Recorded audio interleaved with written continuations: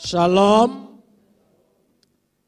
Hari Minggu yang pertama ini kita akan membaca firman Tuhan yang terambil dari kitab Yeremia pasal 31 ayat 23 sampai ayat 34 saja. Yeremia pasal 31 ayat 23 sampai ayat 34. Kita akan membacanya saling sahut bersahutan sampai tiba pada ayat 34. Beginilah firman Tuhan semesta alam, Tuhan orang Israel. Orang akan mengucapkan perkataan ini lagi di tanah Yehuda dan di kota-kotanya. Apabila aku telah memulihkan keadaan mereka, Tuhan kiranya memberkati mereka.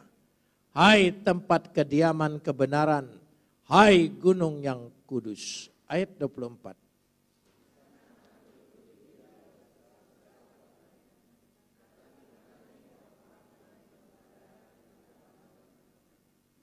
Sebab aku akan membuat segar orang yang lelah, dan setiap orang yang merana akan kubuat puas.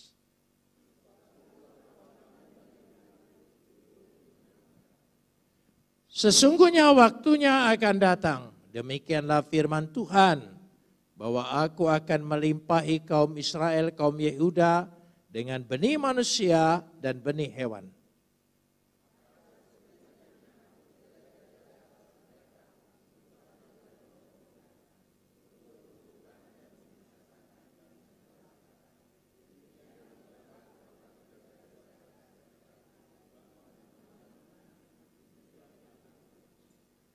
Pada waktu itu orang tidak akan berkata lagi, ayah-ayah makan buah mentah dan gigi anak-anaknya menjadi ngilu.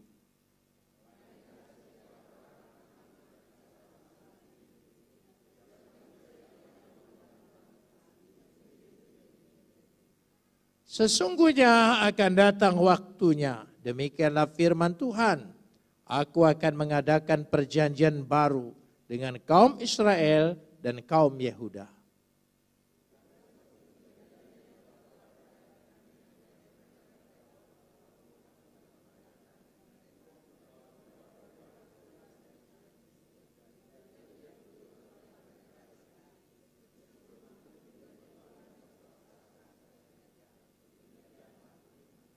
Tetapi beginilah perjanjianku adakan dengan kaum Israel.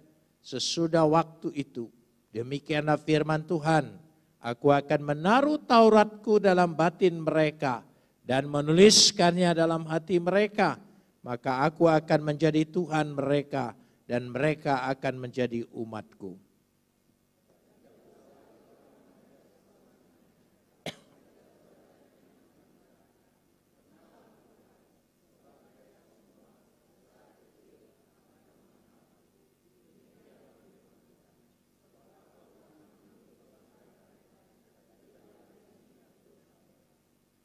Kapot lecha Adonai Elohenu kapot lecha. Segala kemuliaan ya Adonai Tuhanku, kemuliaan bagimu. Saudara yang dikasihi Tuhan, kitab Yeremia, khusus pada pasal 30 dan pasal 31 disebut kitab penghiburan. Termasuk ayat-ayat yang baru saja kita baca. Dan bentuknya memang banyak kiasan. Dan karena itu ingin dinyatakan bahwa secara tersembunyi ada makna yang lebih lagi. Pada waktu pembukaan tahun baru saya berbicara bahwa ketika kita mempelajari kitab suci harus sesuai dengan konteksnya. Konteksnya itu yang pertama adalah sosiologi agama.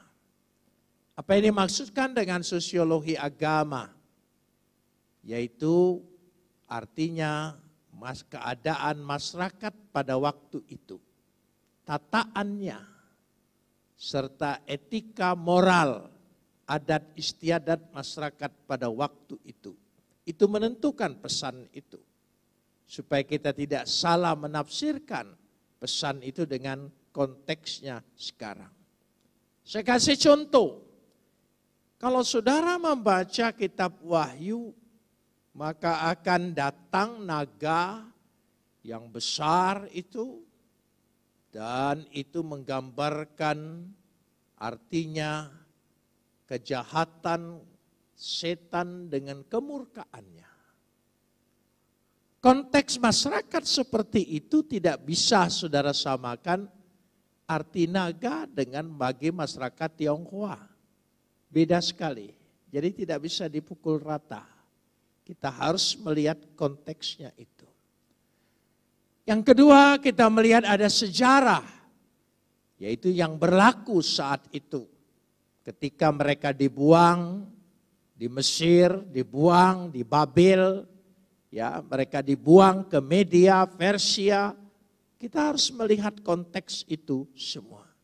Siapa yang menjajah menjajah Yerusalem pada waktu itu? Itu menentukan konteksnya. Sejarah itu menunjukkan.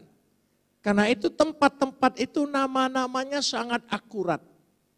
Kadang-kadang saudara membaca Danau Galilea, Danau Tiberias, dan Danau Genesaret. Itu untuk menunjukkan sejarah pemerintahan yang menguasai daerah itu setempat. Itu dalam arti konteks sosiologi tadi dan konteks sejarah. Yang ketiga adalah konteks bahasa. Ada tata bahasa, ada sastra, ada pesan, dan ada kiasan-kiasan. Dan kiasan-kiasan itu untuk mengumpamakannya. Ya, untuk mengumpamakannya. Tidak bisa saudara mengeneralisir simbol-simbol yang ada dalam perjanjian baru dengan simbol-simbol masyarakat pada masa kini. Jadi kalau dikatakan dalam kitab Wahyu, simbol daripada kejahatan itu adalah angka 666, saudara tidak bisa menafsirkan dalam konteks sekarang ini atau pada konteks orang Tionghoa. Ya, orang Tionghoa tidak pernah takut dengan angka 6. Dia takut dengan angka 4, saudara ya. Jadi karena 6 itu bagi mereka adalah jalan. Jadi konteksnya sangat berbeda. Bahasa itu menentukan. Jadi kalau kita lihat bahwa bagaimana Yehuda dan Yerusalem, pemerintahan daripada Israel sudah terpecah. Satu yang menyebut Israel, satu yang menyebut Yehuda. Dari situ letaknya. Dan kalau kita lihat bagaimana keadaan Yerusalem pada masa pembuangan mereka, kita lihat sejenak. Mari kita buka kembali Yeremia pasal 1 ayat 1 dan 3. Ayat 1 dan 3. Kita lihat dulu sejenak supaya kita tahu konteks ini ketika dia bicara ini apa. Kenapa demikian? Pada awal tahun baru saya sudah bilang, kita harus mulai menjadi jemaat yang tidak lagi hanya mendengar, tapi sudah menjadi pengajar. Karena itu saya berbicara dengan para instruktur, pengajar-pengajar umat, pengajar bangsa ini, di mana saja saudara berada. Saudara harus menguasai itu, meningkatkan kedewasaan kita. Kita tidak bisa berulang-ulang pengetahuan kita, itu saja. Dari perdebatan kita tahu bahwa orang ini meningkat atau tidak. Banyak orang memperdebatkan, sudah saya katakan, baptisan yang benar itu mana? Selam atau percik atau apa? Saudara, ini taman kanak-kanak. Ya, kita tidak berbicara lagi soal cara. Kita berbicara soal simbol, materainya dalam nama Bapa, Anak, dan Roh Kudus. Itu yang terpenting. Dari situ kita bisa melihat bahwa kita harus makin dewasa. dewasa dalam keberagamaan kita. Sehingga kalau kita lihat kembali lagi pada bacaan tadi, maka dari ayat 23 sampai ayat 34, saya terangkan dulu strukturnya. Ketika saudara menyelami, membaca, melihat, sehingga kita sungguh-sungguh memahami. Sudah saya katakan bahwa kecerdasan intelektual kita akan membuat kecerdasan spiritual kita. Kalau kecerdasan spiritual kita tidak disertai dengan kecerdasan intelektual kita, kita akan menjadi orang yang beragama ngaco. Tidak sesuai. Ya, itu jangan sampai ngaco, saudara. Ya, banjir yang ada di Bekasi yang disalahkan tempat maksiat. Ya, ini kan aneh, saudara ya. Jangan saudara berpikir seperti itu. Supaya orang Kristen lebih cerdas lagi. Kalau dia cerdas spiritualnya dan cerdas intelektualnya, dia bisa mencerdaskan orang lain. Amin? Itu penting sekali. Jadi bacaan kita dari ayat 23 sampai 34. Strukturnya dibagi 3. 1. Dari ayat 23 sampai ayat 26, dia berbicara tentang pemulihan Yerusalem. Yerusalem itu dipulihkan. Kotanya, negerinya, penduduknya, bahkan semua miliknya dipulihkan. Tuhan kalau melakukan pekerjaan tidak pernah setengah-tengah. Dia secara simultan, paripurna, sempurna. Amin. Saudara, dipulihkan pikiranmu, dipulihkan hatimu, Tuhan juga pulihkan hidupmu. Itulah 2020 menjadi revolusi kita. Revolusi. Ya, saya katakan jangan resolusi. Resolusi itu hanya usul. Tapi kalau revolusi adalah tindakan. Itu beda, saudara. Jangan hanya penuh dengan resolusi.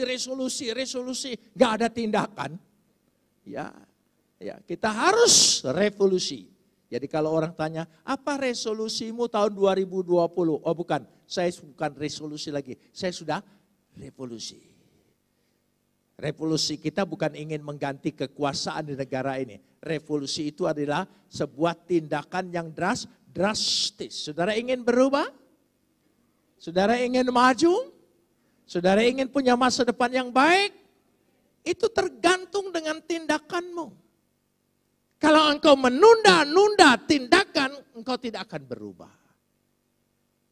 Kalau kita bertekad dan terus dengan keras. Saudara tahu, kadang-kadang diri kita ini harus kita paksa dengan keras. Kalau tidak, kemalasan itu, jangankan kemalasan, kengantukan itu, bahasa saya agak nyeleweng sedikit. Kengantukan, saudara ya. Kita ngantuk sekali. Kalau kita tidak paksa, dan ketika kita paksa, ternyata kita segar. Ternyata kita bisa melakukan. Jangan ikuti kelemahan tubuhmu. Tubuhmu harus diperintah oleh pikiranmu. Pikiranmu harus diperintah oleh hatimu. Amin. Ini penting sekali. Supaya kita betul-betul mengadakan sebuah tindakan berubah. Saya ingin berubah. Saya ingin lebih maju. Saya ingin lebih baik. Jangan hanya usul, angan, mimpi. Tindakan. Dan tindakan saya sebut adalah revolusi. Kita harus sungguh-sungguh bertindak. Ya, amin. Itu penting sekali. Karena itu saudara harus berani keluar dari zonanya nyaman. Kalau saudara berkata begini, Tuhan berikanlah aku pekerjaan yang lebih baik. Tapi saudara sulit sekali meninggalkan pekerjaan yang lama. Ya, karena belum pasti. Belum pasti itu menunjukkan sebuah tindakan revolusi. Justru harus belum pasti. Kita diajar, nanti kita akan detail berbicara pada saat-saat lain.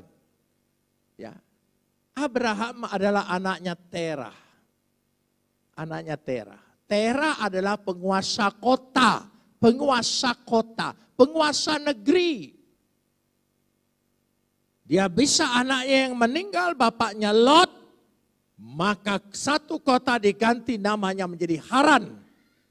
Saudara ingat itu? Haran. Berarti dia bisa mengganti nama kota, itu artinya penguasa kota.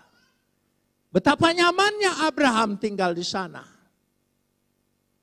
Dihormati orang, dilindungi orang, ya, tidak ada kekurangan, semua kecukupan, tidak ada masalah. Lalu Tuhan panggil dia, Abraham, pergi ke negeri yang akan kutunjukkan.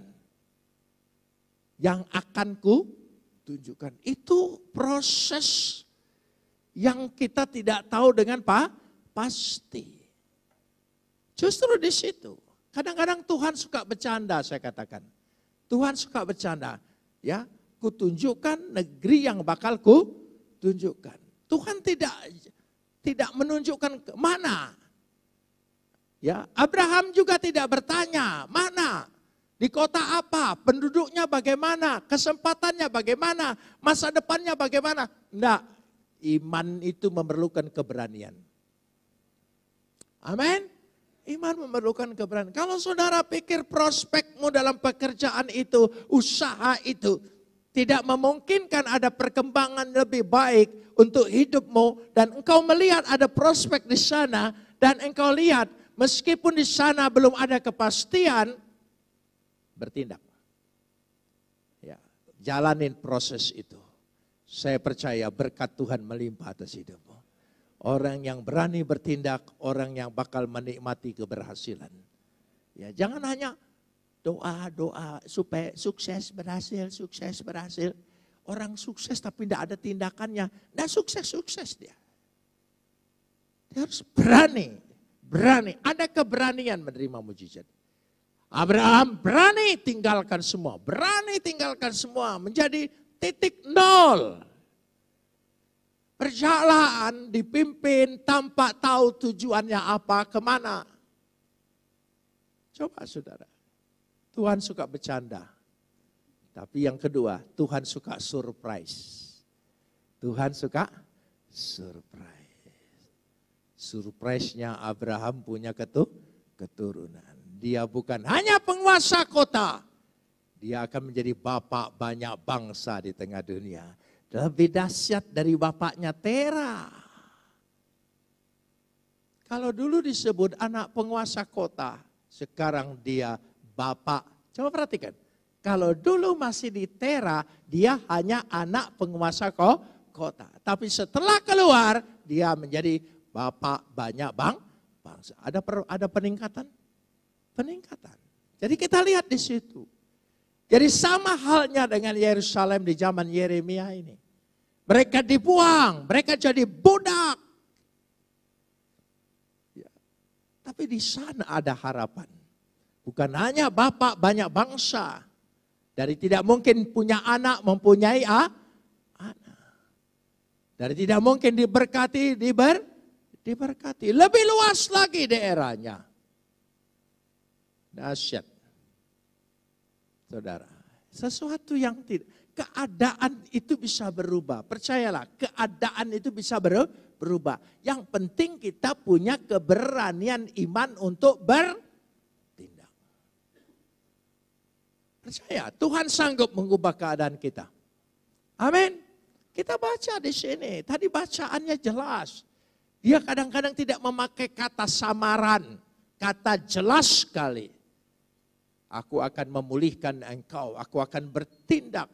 Dan pemulihanku bukan hanya manusianya, keturunannya, tetapi semua milik harta benda. Waktu itu hewan adalah patokan harta benda. Siapa yang dirubah? Ya, saya ingin bicara dulu dengan teman saya yang satu nama dengan dia, Yusuf. Ya, Yusuf. Anak yang dibuang, jangankan orang lain, saudaranya aja nggak suka. Saudaranya aja nggak suka. Saudara, dibuang, dijual. Jadi budak. Masuk penjara lagi. Coba, kurang bagaimana susahnya. Sudah dijual jadi budak, masuk penjara lagi. Oh, betul-betul sudah jatuh ketimpa tangga. Bagus, saya katakan berulang. Jatuh ketimpa tangga itu jauh lebih baik, karena tangga adalah buat naik. Jadi kalau saudara, aduh saya jatuh ketimpa tangga, puji Tuhan, ada tangga. Daripada saudara jatuh enggak ditimpa apapun, jatuh saja seperti itu, enggak ada yang bisa meraihmu. Itu peribahasa bagus. Kita rubah peribahasa yang mengatakan sial ini, kita rubah. Sebab keberuntungan itu ada pada imanmu. Bukan ada pada semua sumpah, serapah, simbol, segala sesuatu. Amin. Loh ya. Bukan. Ada orang nabrak anak kucing, takut sekali. Nanti sial bakal nabrak. Karena dia sudah dihantui bakal nabrak, dia nabrak betul. Saudara. Makanya, tapi ada kalau anak manusia nyebrang, ditabrak. Anak kucing takut, itu goblok. Saya bukan tidak sayang binatang. Tapi manusia lebih berharga kan. Itu penting sekali. Yusuf bisa berubah, saudara kenal kisahnya. Bisa menjadi Perdana Menteri. Siapa dia? Tidak mungkin keadaannya. Bangsanya lain, dukungannya lain, semuanya lain. Saya percaya kalau Tuhan rubah keadaanmu melebihi apa yang kita duga. Amin. Bahkan melebihi apa yang kita minta. Ya. Saudara berpikir, banyak yang tidak mungkin? Banyak yang tidak mungkin. Mungkin tidak kalau anak-anak Tuhan ini menjadi presiden di Indonesia. Ya, mungkin tidak dulu. Tidak mungkin kan. Kita harus lihat tidak mungkin dulu. Ya, tidak mungkin. Supaya kita tahu ketika mungkin itu ada Tuhan. Bukan karena kita lihat. Kalau kita lihat sudah mungkin, itu bukan lagi mujizat. Tuhan, sembuhkan saya, flu saya ini. Karena cukup dengan Panadol, engkau sembuh. Itu bukan mujizat. Yang tidak mungkin Tuhan buat menjadi mungkin. Kedua, Esther. Ya, saya senang sekali dengan tokoh-tokoh ini. Esther. Ya, orang pembuangan. Bisa jadi permaisuri, dari mana jalannya? Tapi kalau tangan Tuhan berbuat luar biasa. Tapi Esther tidak tinggal begitu saja. Ketika ada perlombaan mencari orang yang terbaik, dia ikuti. Dia ikuti. Dia tidak nunggu. Mujizat itu jangan nunggu. Mujizat itu harus punya keberanian bertindak. Ya. Kalau nunggu itu namanya engkau bertapa. Saudara, tapi Kristen mengajarkan Alkitab selalu bertindak. Yang ketiga, Daniel. Semua tidak mungkin, tapi Tuhan mungkinkan. Begitu juga mereka yang ada di Yerusalem ini. Ini saya baru masuk ya, saudara sabar sedikit ya. Jadi ayat 23 dulu, kita lihat ayat 23 pertama-tama. Ayat 23 yang baru saja kita baca tadi. Kita lihat bersama di situ, ya. Bagaimana dikatakan? Beginilah firman Tuhan semesta alam, Tuhan orang Israel. Jadi bagus sekali di sini. Ada dua gelar Tuhan yang menunjukkan otoritasnya, kedaulatannya, kekuasaannya tanpa batas. Dia mengenalkan dirinya terlebih dahulu, demikianlah firman Tuhan apa? Semesta alam. Ko amar Adonai Sebaot. Adonai Sebaot. Arti Sebaot, Tuhan semesta alam, Tuhan tanpa batas. Katakan, Tuhan tanpa batas. Yang engkau sembah adalah Tuhan tanpa batas. Ya, dia melampaui segala batas. Dia melampaui segala waktu. Dia melampaui segala zaman. Itu Tuhan yang kita sembah. Coba kita imani. Masih ingat ibunya Samuel? Waktu dia berdoa. Dia tekankan terus. Adonai Sebaot, Adonai Sebaot, Tuhan semesta alam, Tuhan tanpa batas, Tuhan tanpa batas. Amin. Manusia itu ada batasnya. Batas kemampuannya. Dokter pun ada batasnya. Ketika dia tidak menemukan asal-usul penyakit itu, lalu dia memakai satu kata yang paling mujarab, ini bawaan. Ini turunan katanya saudara. Karena tidak ketemu lagi saudara. Jadi bawaan, bawaan, keturunan. Saya bilang dengan dokternya ini mitos bahasa ini. Selalu saya dengar seperti itu. Bilang aja ini di luar kemampuan kami. Tapi Tuhan punya kemampuan melampaui segala batas. Dia tanpa batas. Tuhan Israel. Adonai Israel, apa ini maksudkan di sini? Elohe Israel. Tuhanku. Tuhan milikku. Amin. Aku umatnya. Ada kontrak yang tidak bisa dibatalkan karena diikat oleh nyawa dan darah. Siapa namanya? Yesus. Amin. Ini materai kita. Maka kita beribadah diingatkan setiap bulan sekali. Mestinya setiap kali ibadah. Tapi kita ingin praktis orang Protestan itu. Sebulan sekali. Lebih praktis 3 bulan sekali. Lebih praktis tahun sekali. Kita ingin serba praktis, simple. Nah, gitu. Nah Bapak, saya tidak mempersoalkan cara, tapi kita percaya bahwa aku dengan dia, aku umatnya, aku anaknya, dia Bapakku. Ada kontrak yang tidak bisa dibatalkan karena aku telah dibayar lunas dengan daging dan darah. Ada Tuhan yang seperti itu? Ayo jujur. Enggak ada. Dia memberikan tubuhnya, dia memberikan darahnya, dia berikan nyawanya. Tuhan yang lain bagaimana? Serahkan nyawamu, ya, serahkan tubuhmu. Dia nuntut, Tuhan kita memberi, bukan Tuhan yang menuntut. Percaya, Tuhan kita pemberi. Sekali lagi katakan apa? Sekali lagi. Lalu apa yang kita lakukan? Punya keberanian meminta. Anak bungsu biar rada nakal-nakal tapi cerdas. Ya, orang kalau rada nakal itu lebih cerdas daripada orang yang rada alim-alim. Ya, itu anak sulung. Anak bungsu itu ya gitu. Dia nakal-nakal sedikit. Ya, dia berani minta. Minta bagianku, itu kan kurang ajar. Bapaknya belum mati sudah minta waris. Oh itu kurang ajar, tapi kekurang ajaran dia dapat berkat double. Ya, sudah habis dapat lagi. Maka kakaknya marah. Aku belum pernah seekor pun.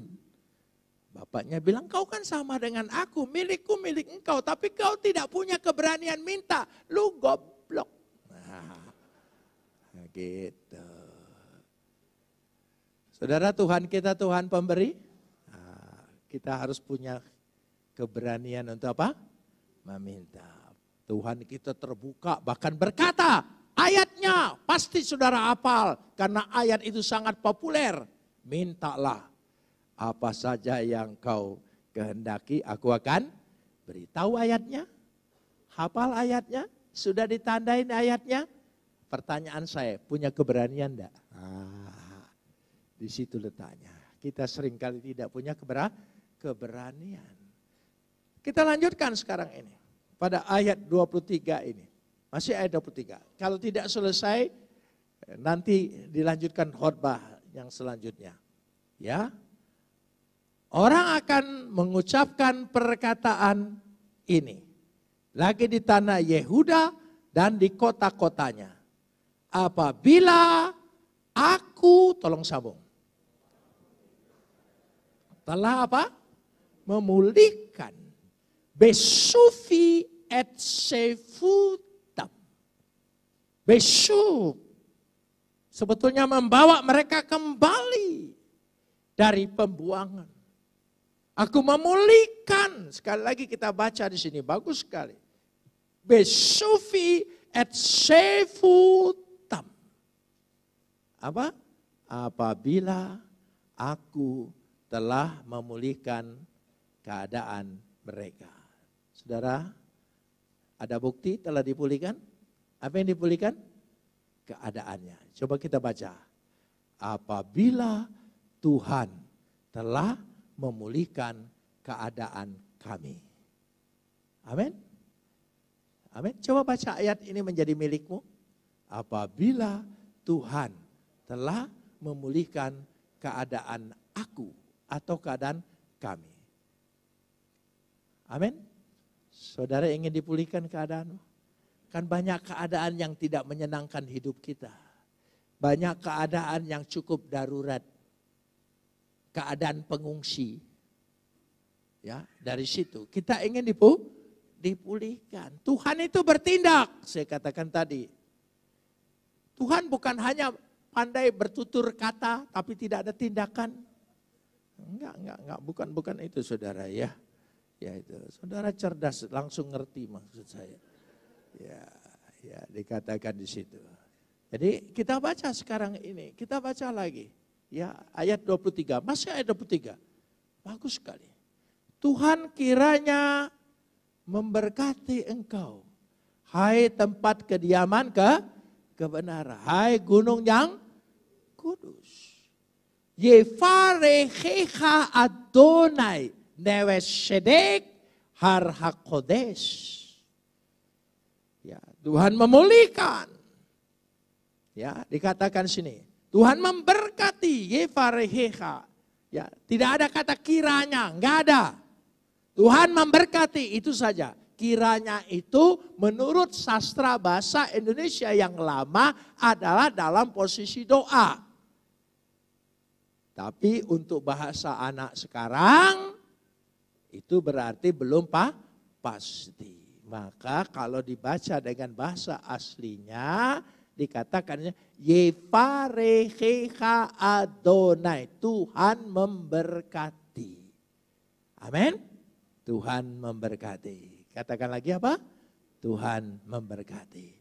Tempat kebenaran, tempat kudus, semuanya Tuhan pulihkan. Kotanya, ya, rumah tangganya, bait Tuhannya, semuanya total.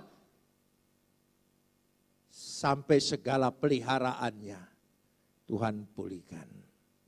Kita lanjutkan sekarang ini. Pemulihan Tuhan itu secara menyeluruh pada ayat 24. Kita lihat ayat 25. Ayat 25. Sebab apa? Aku akan membuat segar orang yang lelah dan setiap orang yang merana akan kubuat apa? Puas, lega. Maksudnya puas itu lega. Ki hirweti nefesh ayafa wehol nefesh da'afa mileti. Itu artinya aku akan membuat segar orang yang lelah. Segala kelelahanmu, segala kecapeanmu, segala kepedihan dari perjuanganmu, engkau akan puas di kemudian hari. Bahwa usahaku tidak sia-sia. Amin.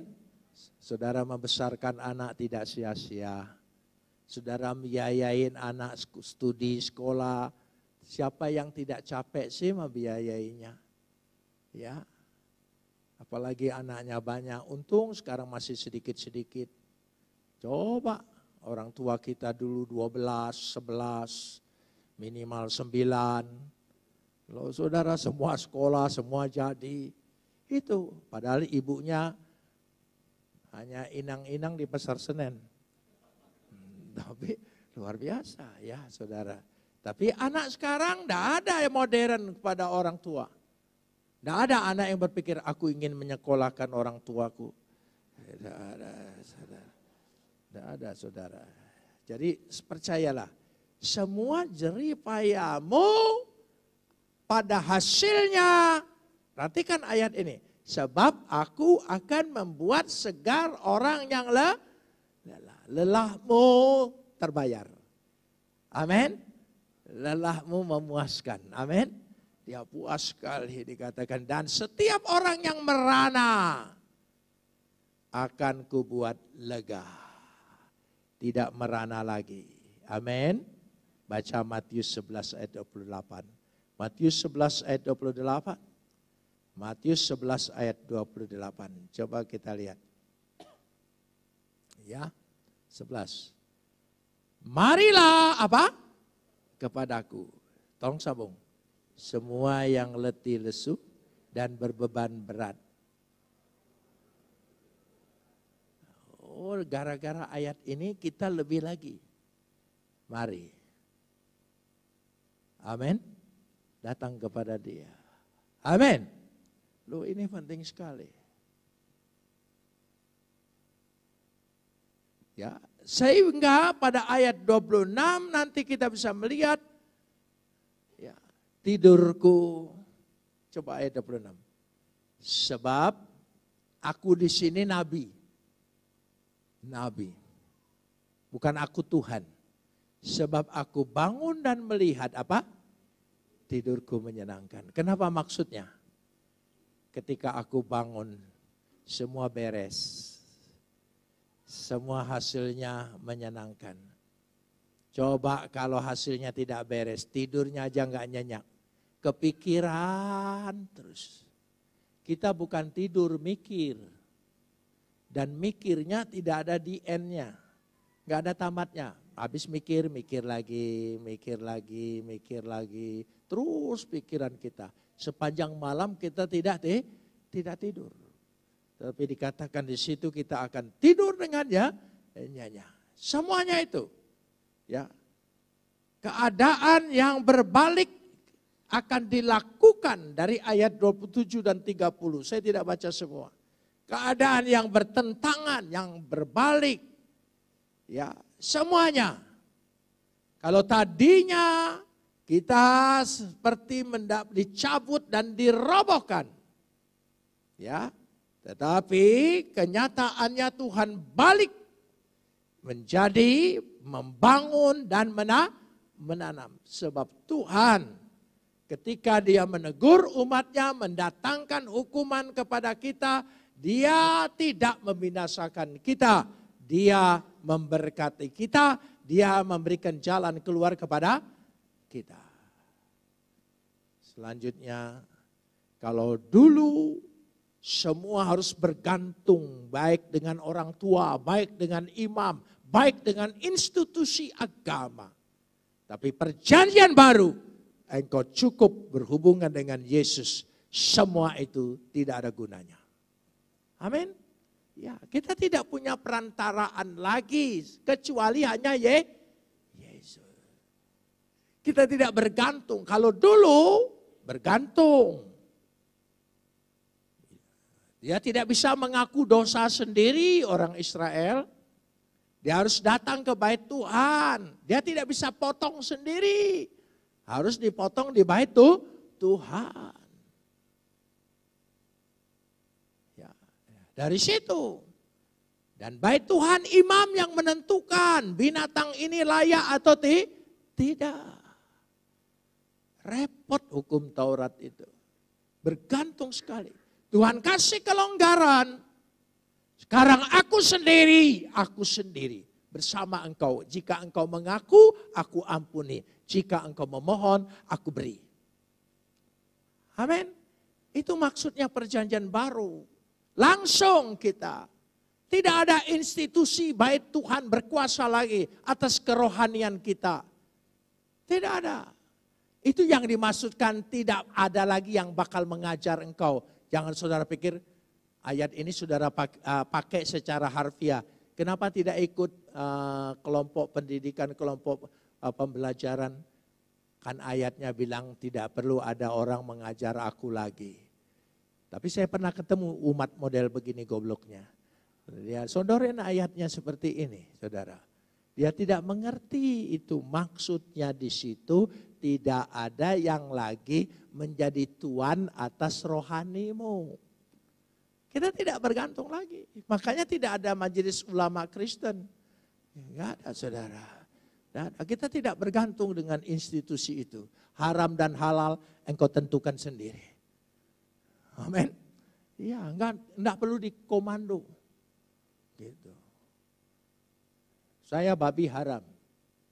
Kambing lebih haram. Karena umurnya tidak cocok.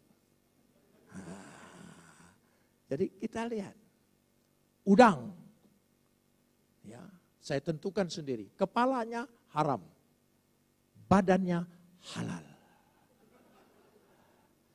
Karena setelah dokter ahli gizi berjumpa dengan saya, bicara dengan saya di rumah sakit Pondok Indah.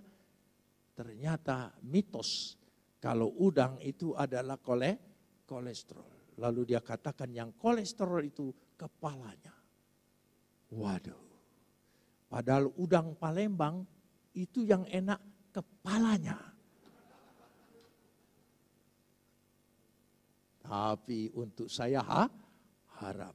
Tapi saya kasihkan yang haram itu buat cucu saya. Untuk engkau sangat halal. Karena mereka masih memerlukan pertumbuhan. Itu kita lihat haram dan halal batasnya adalah sehat. Amin. Jadi engkau lihat sendiri. Ingat. Ya. Jadi penting sekali. Ya, jadi jangan saudara tidak ada tahu batas. Teman saya, teman baik ini, coklat haram bagi dia. Coklat haram. Ya. Bagi saya masih halal. Masih halal. Karena setelah makan saya periksa tes gula dalam darah saya masih 101. Tuhan baik saudara ya. Tuhan baik. Ya, tapi jangan Tuhan baik langsung makan semua yang manis-manis. Ya langsung jadi Tuhan tidak baik. Nggak boleh begitu saudara.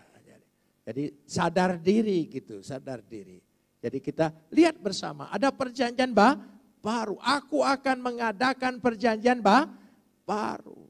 Coba kita baca ayat 31. Ayat 31. Ayat 31. Sesungguhnya, tolong sambung, akan datang waktu. Akan datang waktunya. Seluruh penafsir Yahudi mempercayai kata waktunya ini adalah waktu Mesias datang. Jadi perjanjian baru ketika Juru selamat itulah lahir. Siapa namanya? Yesus itulah perjanjian baru kita. Dialah hukum Taurat kita. Amin. Dialah imam kita. Kita tidak perlu lagi institusi-institusi iman tentang itu. Kita hanya berpegang pada Yesus. Karena itu jangan mendewakan hamba Tuhan. Engkau sudah langsung dengan Yesus, amin. Hamba Tuhan itu hanya alat saja untuk menyampaikan sabdanya. Ya, saya ini hanya alat untuk berbicara dengan saudara, ya, dan saudara dengar. Daripada kita ngomong semua, enggak ada yang dengar gitu. Jadi yang lebih baik satu bicara, yang lain dengar. Itu seperti itu. Itu maksudnya. Ya saudara, demikian yang dimaksudkan di sini. Masa Injil itulah yang dikatakan waktu. Injil. Kita punya kitab Perjanjian Baru. Itu sebabnya Perjanjian Baru kan disebut. Ada Perjanjian Baru yang diadakan. Ya, Perjanjian Baru. Dan itulah Injil. Injil. Injil itu apa? Kabar baik. Katakan apa? Apa? Katakan lagi. Nah, orang-orang sekarang memang sudah umum kali ya. Sudah umum. Saya tidak melarang. Sudah umum. Apa kabar? Apa jawabnya? Luar biasa. Kalau saya enggak. Kalau ditanya pendeta yang apa kabar? Kabar Injil. Luar biasa, enggak ada kesukaan, enggak ada sukacita. Saudara ya, luar biasa. Kita tanggal 1 Januari kabarnya sangat luar biasa. Yang tidak kena banjir, Pak, jadi kena banjir. Itu luar biasa kan? Luar biasa. Ada sukacita? Oh, sukacita, anak-anak berenang.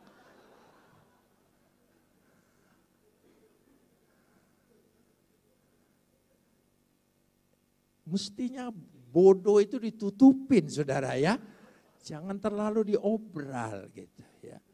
Jadi kata perjanjian ayat 31. Aku akan mengadakan apa? Perjanjian apa? Jangan dipisah. Aku akan mengadakan apa? Perjanjian baru. Berit hadasya. Berit hadasya. Perjanjian lama telah membuat engkau bukan makin dekat dengan aku, malah makin jauh dan makin banyak kelihatan pelanggaran-pelanggaranku kamu. Dan engkau tidak mampu dan sanggup mendatangin aku karena hukumku itu menjadi ternyata penghalang. Aku berikan perjanjian baru. Berit hadasya. Berit hadasya. Katakan berit hadasya. Berit itu perjanjian. Dan perjanjiannya yang baru itu ikatannya dengan tubuh dan darah. Tidak lagi dengan darah binatang, tapi dengan darah siapa? Yesus. Darah sorgawi. Ya, dia adalah ilahi. Amin. Dia sehakikat sederajat melekat dengan Bapa di sorga. Darah yang diberikan itu darah sorga. Darah sorga itu jadi jaminan untuk masuk sorga. Kalau darah binatang tidak bisa jadi jaminan. Karena darah binatang paling bisa membawa engkau ke kebun binatang. Saya tegaskan, kita pasti masuk sorga. Oh, yang datang dari sorga bawa kita ke sorga. Sekarang pun dia tetap di sorga. Kan begitu. Bagaimana yang lain? Ya, supaya saudara cerdas. Ya, karena makin ke sini saya senang sekali saudara, banyak contoh. Ternyata sorga kita beda dengan mereka. Saudara, sorga kita engkau tidak sibuk dengan seks. Ya, karena engkau tidak disediakan bidadari. Gitu. Jangan dibalik. Kalau begitu akan disediakan bidadara. Bukan itu saudara. Aku akan mengadakan. Kata mengadakan, saya ingin bahas. Kata mengadakan diterjemahkan dari kata karat. Karat. Karat artinya memotong atau disembeli. Ya, disembeli dikatakan di situ. Dipotong. Dengan kata lain, ya dipotong karat. Mengadakan perjanjian baru. Berit hadasya. Ya, mengadakan adalah memakai kata karat. Karat diterjemahkan artinya memotong. Jadi segala ikatanmu dengan hidupmu yang lama, dosa-dosamu, Tuhan sudah potong total dalam nama Yesus. Engkau diperbaharui, engkau hidup baru, engkau diampuni, beri kemuliaan bagi dia. Amin. Tidak ada lagi masa suram, masa kelam, masa lalu yang berdosa. Masaku sekarang masa baru. Lembaran baru. Amin saudara. Loh itu, orang tidak bisa lebih dari itu. Yang kedua, ayat 33. Ayat 33. Kita masuk langsung ayat 33. Beginilah perjanjian yang kuadakan dengan kaum Israel. Yaitu apa? Sesudah waktu itu, demikianlah firman Tuhan. Ya, aku akan menaruh Tauratku, tolong sambung, dalam batin mereka dan dalam hati mereka. Saudara, Taurat, hukum, ya, nomos dalam bahasa Yunani, entole dalam bahasa Yunani juga. Artinya suatu ikatan yang tidak terpisahkan. Aku taruh itu dalam batin mereka, batin, kirbam. Kirbam itu berakar dari kata keref. Coba ucapkan. Keref. Amin. Pakai Q. Keref. Jangan disundain, keref. Keref. Ya. Keref. Ya, artinya untuk menunjukkan organ yang paling dalam. Beberapa ayat diterjemahkan hati, rahim, jantung, lambung, perut. Artinya yang terdalam. Perjanjian Tuhan letakkan di dalam hatimu. Amin saudara. Ya, di dalam tempat yang paling dalam. Kalau perjanjian Tuhan letaknya di buku, begitu bukunya dibawa banjir, hilang sudah saudara. Tapi kalau diletakkan dalam hatimu, mati hidup dia ada di dalam engkau. Amin. Mari kita mengimani itu. Karena itu jangan pernah ragu bahwa engkau sudah diampuni. Ya, sudah dipulihkan. Amin.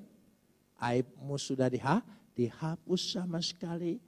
Kontrak-kontrakmu yang lama sudah dipotong sama sekali. Aku tahu di sini ada harapan. Di sini ada janji. Di sini ada kekuatan. Di sini ada kesembuhan. Di sini ada jalan keluar. Di sini ada berkat. Amin.